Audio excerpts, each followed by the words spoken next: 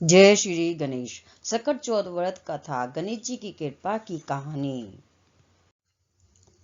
एक नगर में एक कुम्हार रहता था। एक बार उसने बर्तन बनाने के लिए आग लगाया, जिसमें आग नहीं पका। कुम्हार ने लाख कोशिश की, लेकिन उसका आग नहीं पका और वह हार कर राजा के पास जाकर प्रार्थना करने लगा।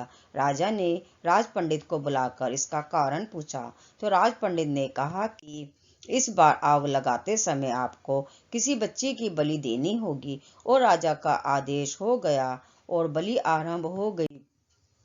जिस भी परिवार की बारी होती, उस परिवार का एक बच्चा बलि के लिए भेज दिया जाता था। इसी तरह कुछ दिनों के बाद सकट के दिन एक बुढ़िया के पुत्र की बारी आई।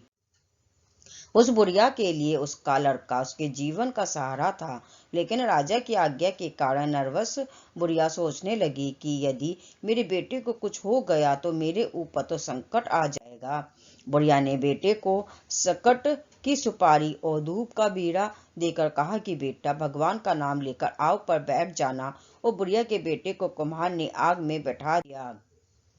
बुढ़िया पूरी रात भगवान से अपने बेटे की कुशलता के लिए प्रार्थना करती रही। पहले तो आग पकने में कई दिन लग जाते थे, लेकिन भगवान गणपति की कृपा से एक ही रात में आग पक गया। सवेरे कुम्हार ने देखा तो हैरान रह गया। आग पक गया था और बुढ़िया का बेटा और अन्य सभी बालक जिनकी बलि दी गई थी, वो भी जीवित हो उठे थे। नगरवासियों ने सकट की महिमा को स्वीकार किया और उस लड़के को भी धन्य माना। संकट हरता भगवान गणपति की कृपा से नगर के अन्य बालक भी जी उठे। नगरवासी तभी से इस दिन को सकट चौथ के रूप में मनाते हैं और इस दिन भगवान गणेश जी की पूजा करने लगे। और लोगों ने भगवान से प्रार्थना की कि जैसे अपने हमारे बच्चों के जीवन की रक्षा की है, वैसे ही आप इस कथा को पढ़ने और सुनने और इन व्रत करने वाले लोगों के बच्चों की भी आप रक्षा करें।